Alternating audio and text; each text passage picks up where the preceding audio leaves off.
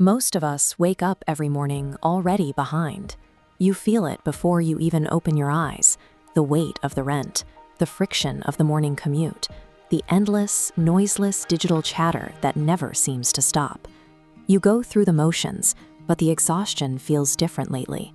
It's a specific kind of weariness that sleep can't touch. It's the quiet, growing suspicion that you aren't just tired, you're losing ground in a race you didn't realize you were running. If this were only about money or time, a vacation or a new job would fix it. But the heaviness remains because the pressure isn't physical, it's spiritual friction, a coordinated effort to drain your hope while you're busy checking your emails. This pressure has a target, your identity. It wants you to view yourself through the lens of your debt, your mistakes, or your loneliness. It wins the moment you forget who you were actually created to be. Because this conflict happens in the silent spaces of your mind, the world's tools are useless here. You can't solve a crisis of the soul with a lifestyle change. To fight a spiritual war, you need spiritual equipment.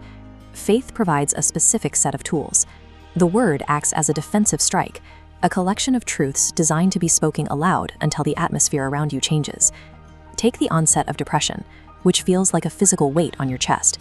Most people wait for their feelings to change before they act. You have to reverse that order. You command your feelings by declaring, "Why are you downcast, O my soul? Put your hope in God." This works in the realm of physical and emotional pain as well. When your heart feels broken, you don't look for a future possibility of relief. You claim a finished reality. By his wounds, I am healed. You are speaking from the end of the story, not the beginning. These words act as a circuit breaker. They interrupt the internal narrative of despair and force your thoughts back into alignment with the truth. The battle doesn't stop with your thoughts. It follows you into the world. You feel it in the uncertainty of a quiet house at night, or the tension of an office where you feel like an outsider. Fear relies on the illusion of isolation, but that illusion breaks when you stand on the guarantee that you are never alone.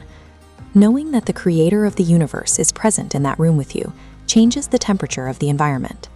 Our culture tells us to look inward for strength, but that is a closed loop. Built entirely on your own energy, you are one crisis away from collapse. By acknowledging your power comes from a divine source, you build a protective barrier of infinite supply. Real resilience comes from realizing you don't have to carry the weight of your own security. You hand that responsibility over to a higher authority.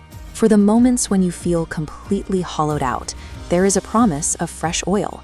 This is a recurring supply of spiritual energy that meets you at the point of your exhaustion. This creates a perimeter that malicious intent cannot cross.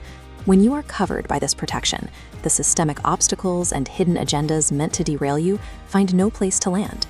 This changes your posture from a victim to a victor. You stop wondering if you'll survive the week. You realize that while your obstacles are real, they are also temporary. They are standing in the way of someone who cannot be stopped. With this strength and protection in place, the walls in front of you lose their permanence. They aren't dead ends. They are just shadows waiting for the light to move. Here is the realization that changes the entire nature of the fight. Most people spend their lives fighting for victory. They are trying to reach a finish line that always feels miles away. Look at the timeline. In spiritual reality, victory isn't achieved at the end. It's established before you step onto the field. Because your outcome is secured, current threats lose their authority. They can no longer dictate where you end up. So the next time fear speaks to you, don't listen in silence. Speak the word.